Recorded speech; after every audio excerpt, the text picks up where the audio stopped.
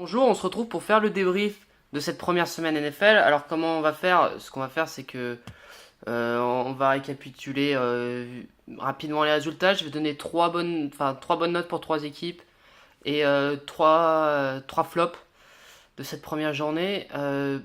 Dans les résultats notables, on va surtout se souvenir des Patriots qui ont complètement raté leur début de saison. Euh, les Browns qui font un résultat assez étonnant face à des favoris qui sont les Steelers. Qu'est-ce qu'on a? On avait un match de prétendants aussi entre les Raiders et les Titans, et les Raiders qui m'ont géré. Ils ont pas fait, ils ont fait le boulot.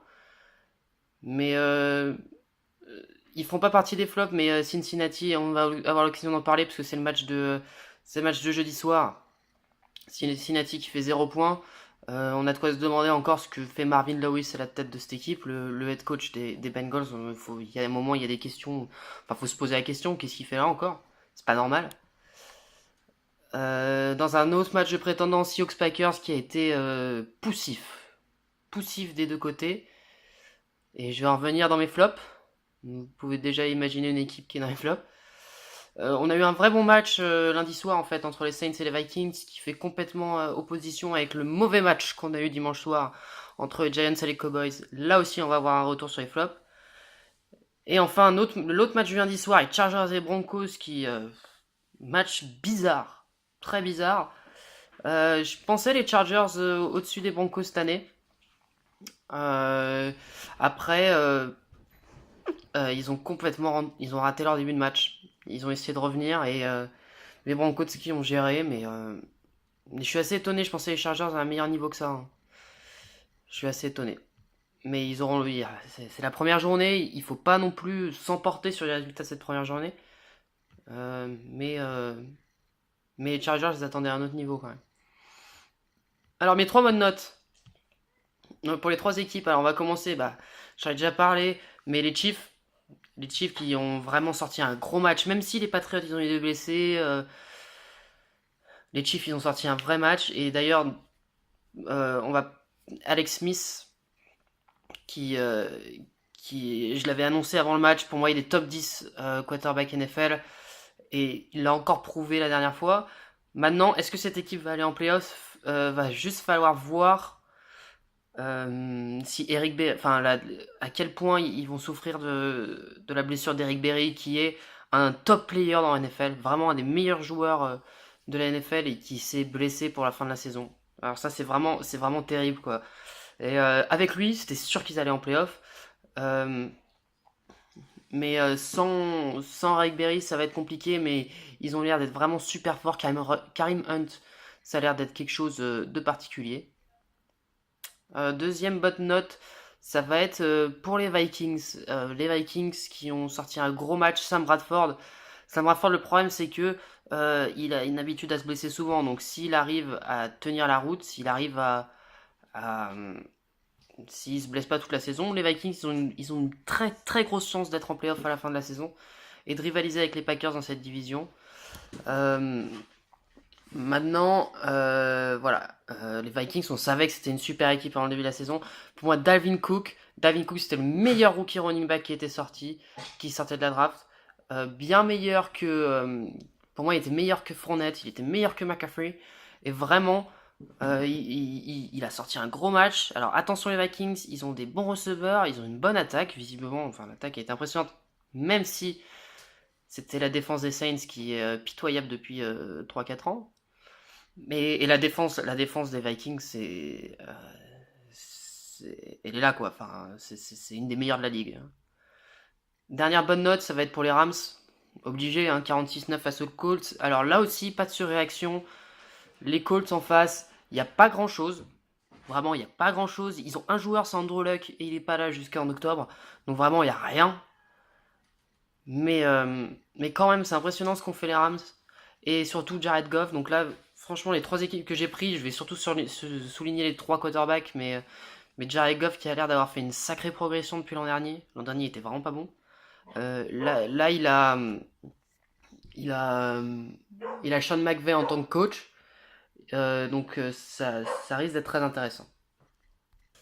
Pour ce qui est des flops, alors les flops, bon, je vais commencer par les Seahawks, parce que les Seahawks, c'est vraiment un des favoris, c'était un des favoris cette année, mais je pense pas que tu puisses aller loin, tu puisses faire quelque chose sans avoir une bonne ligne offensive, et les Seahawks, je sais pas s'ils ont la pire de la NFL, mais en tout cas, elle en avait bien l'air. Elle avait bien l'air d'être la pire O-line de la NFL, et tu peux pas gagner. Tu peux avoir un quarterback comme Russell Westbrook, comme Russell Wilson, pardon, mais franchement, sans ligne offensive, tu peux rien faire. Et franchement, ils en ont pas.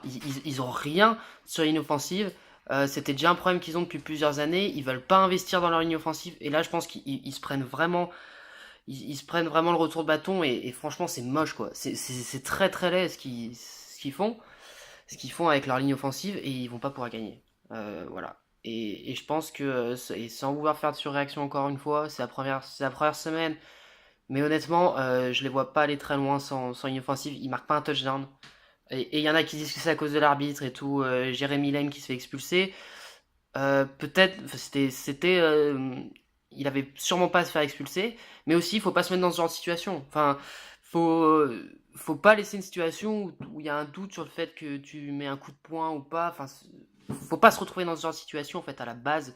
Et c'est pas une question du l'arbitre il a pris une mauvaise décision. Si tu te mets pas dans cette situation, si tu fais pas le débile comme Jérémy Lane l'a fait, bah enfin tu te fais pas expulser quoi. Enfin voilà. Deuxième mauvaise note et ça va être pour presque les mêmes raisons, c'est les Giants. Enfin les Giants ils mettent 3 points. Pareil, pas de ligne offensive, rien. La défense elle est très bonne mais quand t'es sur le terrain face à une attaque comme les Cowboys, c'est pas possible. C'est pas possible, tu peux rien faire. Et 3 points, quoi. Et même s'il n'y avait pas Odell Beckham, sans une offensive, tu vas rien pouvoir faire. Et ces deux équipes, les Seahawks et les Giants, ils prouvent que bah, sans cette ligne, sans une ligne offensive, tu peux rien faire. Et le dernier flop, je vais pas parler des Patriots. J'ai plutôt choisi les Texans. Les Texans qui ont on sait ils ont une des meilleures défenses de la ligue, qui n'a pas été bonne face aux Jaguars d'ailleurs. Assez étonnant parce que les Jaguars c'est vraiment pas une bonne équipe. Euh, mais c'est surtout offensivement. Offensivement, voilà. Bill O'Brien qui nous fait du Bill O'Brien, c'est-à-dire que eh ben, il va mettre son quarterback titulaire sur le banc au bout d'une mi-temps et changer. Ça fait je sais pas combien d'années qu'il nous le fait. Il nous l'avait fait avec Brian Hoyer, il nous l'avait fait avec Ryan Mallett. Il nous l'a fait tout le temps. Et là, il nous le refait avec Tom Savage et on savait que c'était pas le bon choix. On savait que Deshaun Watson était meilleur que Tom Savage et il nous a sorti Tom Savage titulaire et ça a pas loupé à la mi-temps. Il y avait 19-0. Voilà, avec un match mais vilain de la part de Tom Savage. De Sean Watson, qui a pas été qui a été meilleur, ça c'est indéniable, mais qui a pas été transcendant non plus, mais c'est on le met pas dans une bonne situation non plus. Quand tu perds 19-0, bon, voilà quoi. Il a été meilleur et voilà, il y a un moment où cette équipe elle a une si bonne défense que ça fait tellement longtemps qu'il y a pas de quarterback, qu'il y a rien. Bill O'Brien c'est censé être un super coach offensif et chaque année c'est toujours la même chose. Cette année, ils prennent de Deshaun Watson, on se dit ça va être bien. C'est pour ça que je les ai pris en playoff. J'ai hésité entre les Chiefs et les Texans. J'ai pris les Texans parce que je me suis dit Deshaun Watson. Et puis il nous met Tom Savage et qui fait n'importe quoi. Enfin je comprends pas en fait cette décision et voilà, ça va être compliqué. Enfin, il y a pas une bonne dynamique dans cette équipe et même la défense a pas été très performante. Ils ont pas fait de sac, ils ont pas créé d'interception, enfin, pas de fumble, rien. Défensivement, c'était faible face à une attaque qui, franchement, enfin, les Jaguars, on sait que c'est une attaque qui est pas bonne et la défense carbure pas très bien. Et l'attaque, on va même pas en parler. Donc voilà, les trois flops, du coup, les Texans, les Giants, les Seahawks. Et les tops, du coup, les Chiefs, les Rams et. Qu'est-ce que j'avais dit Et les Vikings, voilà. Alors, on a un match. Alors, j'ai pas envie de vous décourager de le regarder, mais on a un peu un match en bois quand même. Cincinnati, Houston. Pour ce Thursday Night Football, donc le match du jeudi soir. Le match, franchement, il est à 2h25 du matin et entre deux équipes qui sont pas terribles en fait. Hein. Mais et je sais absolument pas quelle équipe choisir. Franchement, je sais pas. Hein, je vais décider là dans les 10 prochaines secondes. Mais, mais c'est très faible. D'ailleurs, si on était en football, je vous dirais match nul 0-0. Mais en foot américain, le problème, c'est que les matchs nuls, ça arrive une fois par an. Donc on va pas dire match nul. Mais ouais, je vais dire les Texans de 4 points. Je sais pas. Ouais, 20-16. Bon, non, même 19-14. Allez, 19-14 pour les Texans face aux Bengals.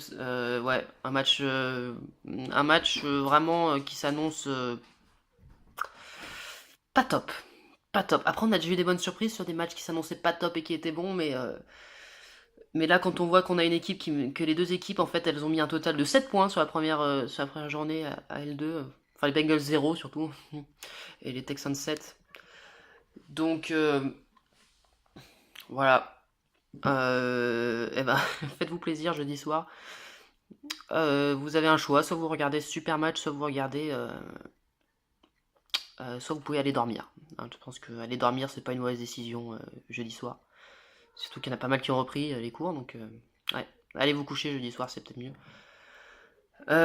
Juste un petit point, je suis très content que les Buccaneers qui vont revenir sur le terrain, c'est mon équipe surprise de cette année. Je pense qu'ils peuvent aller en playoff et qu'ils peuvent gagner un match en playoff cette année. Je crois beaucoup en Jameis Winston. Donc dimanche à 1h, à 19h, ils jouent face aux Bears qui sont pas très bons non plus. Donc ouais, regardez ce match si vous pouvez. Et voilà. Donc bon, et ben je vous renvoie mes pics pour la prochaine semaine. J'ai fait 9 sur 15 sur cette première semaine, ce qui est normal. Hein. Les premières semaines, c'est toujours le moment où on jauge les équipes. Mais il y a quelques matchs bien intéressants cette semaine. Hein. J'aurai Vikings Steelers, Eagles Chiefs.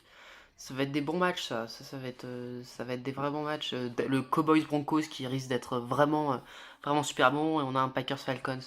Donc il y a beaucoup de matchs qui sont très intéressants cette semaine. Et ils n'ont pas choisi celui-là pour jeudi soir. Mais voilà. En tout cas, je vous envoie les pics. Et puis on se retrouve la semaine prochaine pour faire le débrief de cette deuxième semaine. Voilà.